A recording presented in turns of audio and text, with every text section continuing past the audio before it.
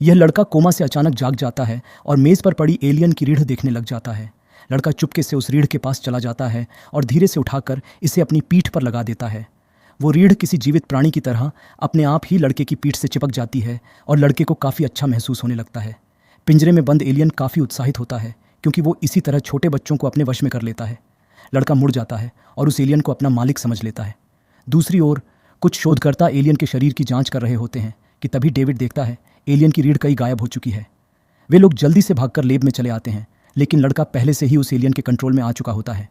David अपने बेटे को रोकने की कोशिश करता है, लेकिन उसके सहकर्मी उसे रोक देते हैं क्योंकि उस एलियन से बात करने का बस यही एक रास्ता होता है। शोध उस एलियन से बात करने की कोशिश करते हैं और वो एलियन लड़के के जरिए उन्हें एक संदेश भेजता है। लड़का पूरी तरह से मेरे वश में आ चुका है और उसे रिहा करने का एकमात्र यही तरीका है कि आप मुझे आज़ाद कर दो। लेकिन उस लड़के का पिता अब और बर्दाश्त नहीं कर पाता और गुस्से में आकर रीढ़ को अलग करने लगता है। लेकिन जैसे ही रीढ़ उससे अलग हो जाती है, लड़का फिर से गहरी नींद में चला जाता है। गाइज, इजिप्ट के इतिहास में कई रहस्यमयी और इयास राजा रानी हुए, लेकिन इजिप्ट की ही नहीं बल्कि दुनिया की सबसे बदनसीब रानी अनकसेनामून थी, क्योंकि ना तो एक कभी रानी बन पाती है और ना ही पत्नी। अनकसेना जब केवल 15 साल की होती है तो इनकी शादी इनके पिता अखानातन से हो जाती है।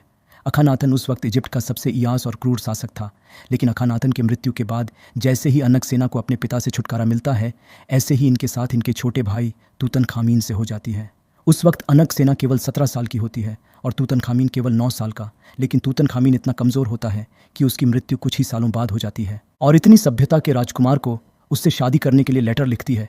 लेकिन ये बात उसके नाना अय्या को पता चल जाती है, जिसके बाद अय्या राजकुमार को बीच रास्ते में ही मरवा देते। फिर अनकसेना से शादी करके इजिप्ट का राजा बन जाता है, लेकिन अय्या की उम्र भी अनकसेना से लगभग 20 से 30 साल बड़ी होती है।